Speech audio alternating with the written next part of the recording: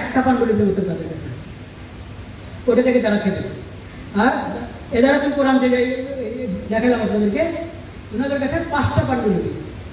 এই 5টা পাণ্ডুলিপির মধ্যে 2 লাইন নাই, ওনারা উদ্ধৃত করেন না এটা। তো এখন 5 পাণ্ডুলিপিতে যে কথা সেটা গ্রহণ করবো বেশি না 1 পাণ্ডুলিপিতে?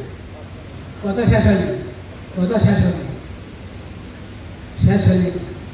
এখানে তাদের কাছে শুধু 5 পাণ্ডুলিপি, আমরা আরো 15টা পাণ্ডুলিপি সংগ্রহ করেছি, আরো 15টা পাণ্ডুলিপি, যেগুলোর মধ্যে ওই পাণ্ডুলিপি আছে আল মুহিতুল বুরহানির সংকলক যিনি। পাঞ্জাবের জগতে একটি বিশ্বস্ত নাম শাবাব এথনিক ওয়্যার।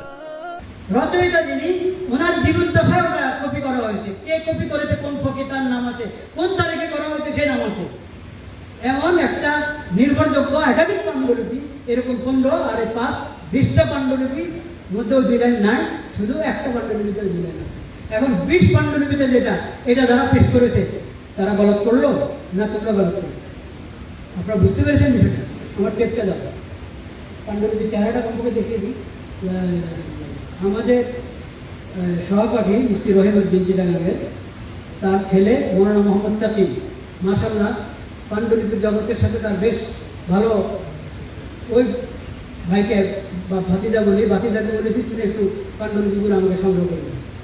তো অল্প সময়ে 20টা পাণ্ডুলিপি, এবং এর মধ্যে মুসান্নাফের জীবদ্দশায় লেখা হয়েছে এরকম পাণ্ডুলিপি। মুসান্নাফের দিকে 616 হিজরিতে, 580 হিজরির দিকে লেখা হয়েছে এরকম পাণ্ডুলিপি আছে।